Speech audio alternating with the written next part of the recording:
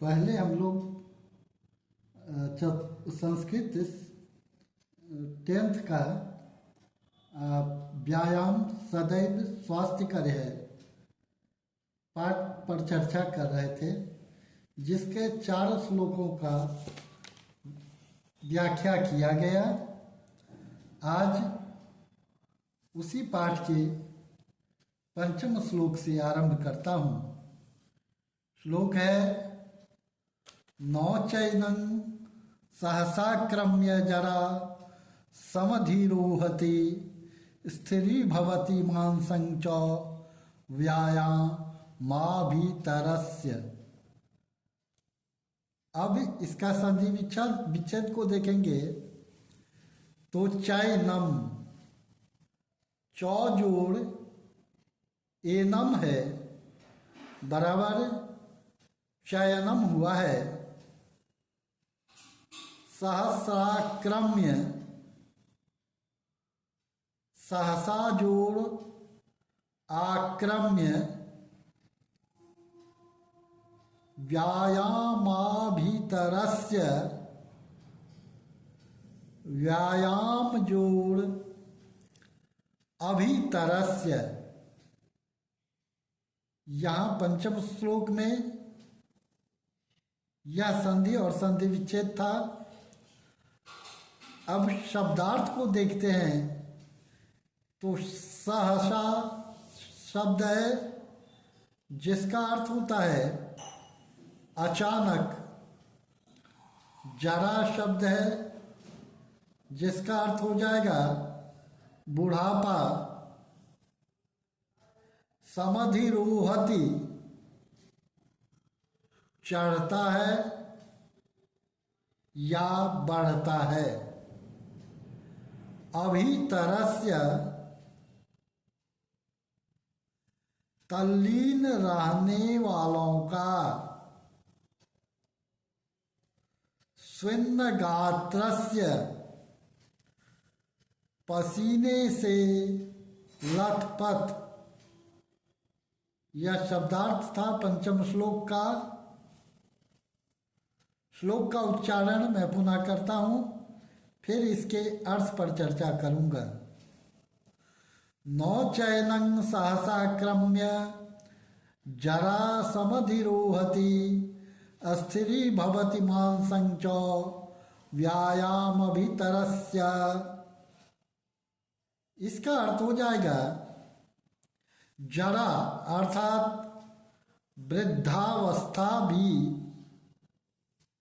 इस अर्थात व्यायामशील पर अचानक आक्रमण करके सवार नहीं होता है। जो व्यायाम करने वाले हैं, नित्य व्यायाम करने वाले हैं, उन पर वृद्धावस्था का भी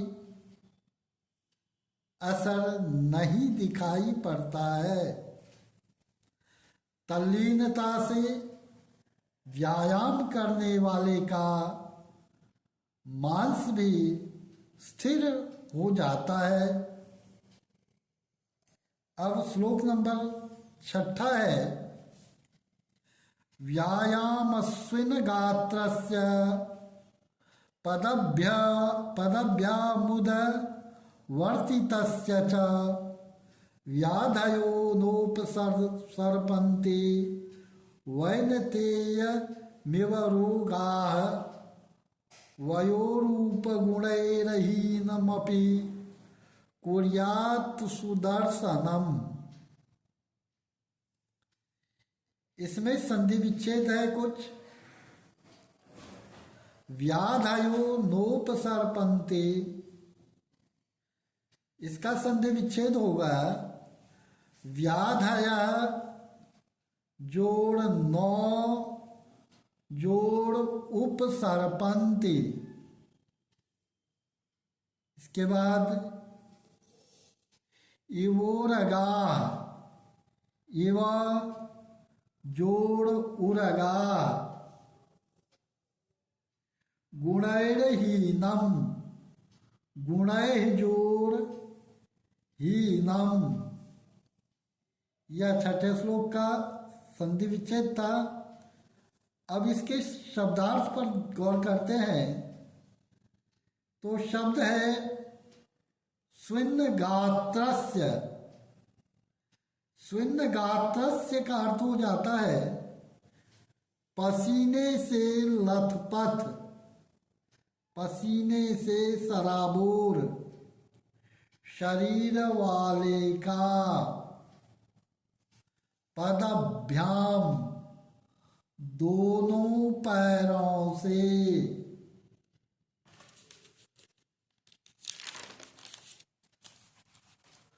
उद्वर्तितस्य ऊपर उठाकर व्यायाम करने वालों का। उद्वर्तितस्य शब्द का अर्थ हो जाएगा ऊपर उठाकर व्यायाम करने वालों का। नोपसर्पन्ति नहीं आती है। वैनतेयः अर्थात गरुड़। उरगः अर्थात सर्प, सांप जिसे कहते हैं। अब इसके छठा के अर्थ पर जब गौर करते हैं तो इस श्लोक का अर्थ होगा व्यायाम करने के कारण पसीने से लथपथ शरीर वाले तथा दोनों पैर उठाकर व्यायाम करने वाले के पास रोग उसी तरह नहीं आते हैं जैसे गरुड़ के पास सर्प नहीं जाता है। व्यायाम आयु, रूप आदि गुणों से रहित को भी सुंदर बना देता है। यह था छठे श्लोक का अर्थ। सातवें श्लोक को देखते हैं। व्यायामं कुर्वतो नित्यं विरुद्धमपि भोजनं विदग्धं दग्ध विदग्धं वा निर्दोषं परिपच्यते। इसके संधि विच्छेद को देखेंगे।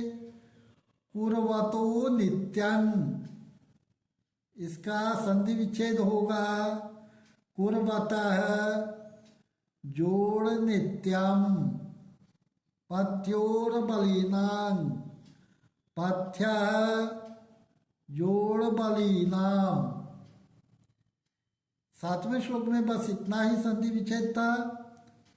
अब इसके शब्दार्थ को देखते हैं तो विरुद्धम प्रतिकूल, विदग्धम अच्छी तरह पका हुआ, पच्यते पच जाता है। अब सातवें का अर्थ पर जब गौर करते हैं तो श्लोक का पुनः उच्चारण करता हूँ, उसके बाद उसका अर्थ बताऊंगा। व्यायाम कुर्वतो नित्यं विरुद्धमपि भोजनं विदग्धं वा निर्दोषं परिपच्यते। अर्थात नित्य व्यायाम करने वाले को प्रतिकूल, पका या कच्चा सब तरह का भोजन आसानी से पच जाता है। यह श्लोक नंबर 7 था। अब श्लोक नंबर 8 का वाचन करूंगा। व्यायामो हि सदा पत्यो बलिनां स्निग्ध भोजिनां सच शीते वसन्ते च तेषां पथ्यतमः स्मृता। इसके शब्दार्थ को देखते हैं तो व्यायामो ही, व्यायाम जोड़ ही, पथ्यो बलिनां, पथ्य जोड़ बलिनां। यह संधि विच्छेद था। शब्दार्थ इसका है स्निग्ध भोजिनाम, चिकनाई युक्त भोजन खाने वालों का। पथ्यम उचित या स्वास्थ्यकर। अर्थ इसका हो जाएगा व्यायामो ही सदा पथ्यो बलिनां स्निग्ध भोजिनां सच शीते वसन्ते च तेषां पथ्यतमः स्मृता। इस श्लोक का अर्थ होगा चिकनाई युक्त भोजन खाने वालों तथा बलवानों के लिए व्यायाम सदैव स्वास्थ्यवर्धक है। उनके लिए सर्दी और वसंत आदि सभी ऋतुओं में व्यायाम परम स्वास्थ्यवर्धक बताया गया है। श्लोक नंबर 9 है सर्वे स्ववृत्ति स्वहरा पुंभिरात्महितैषिभे बलस्यार्धेन कर्तव्यो व्यायामो हन्त्य तो अन्यथा।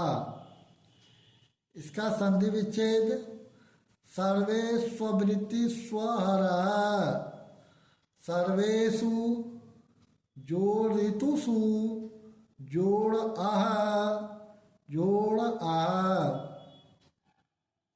पुंभिरात्म, पुंभि जोड़ आत्म, बलस्य अर्धेन, बलस्य जोड़ अर्धेन, कर्तव्यो व्यायामो हन्त्यतोऽन्यथा।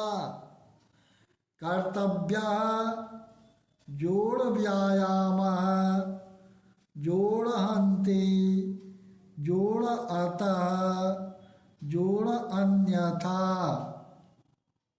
अब है शब्दार्थ अहरह प्रतिदिन या रोज, पुंभि लोगों के द्वारा, आत्महितैषिभि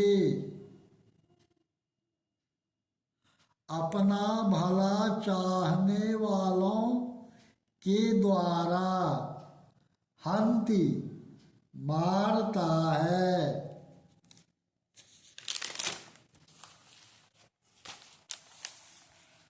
अब इसका अर्थ है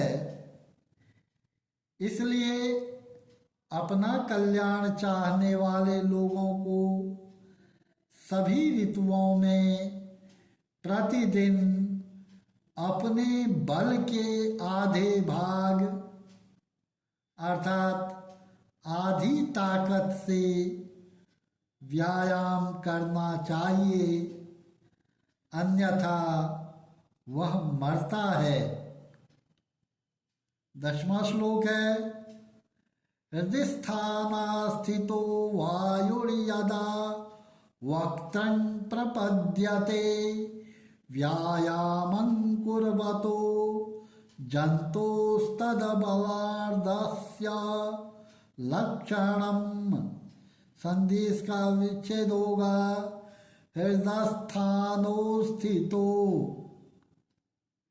हृदस्थान जोड़ अस्थित, वायुर्यदा वायु जोड़ यदा, कुर्वतो जन्तोस्तदबलार्धस्य, कुर्वतः जोड़ जन्तोः जोड़ तत् जोड़ बल जोड़ अर्धस्य। अब इसका शब्दार्थ है अस्थित, स्थित रहना ठहरना, वक्त्रम मुख, प्रपद्यते पहुँचता है।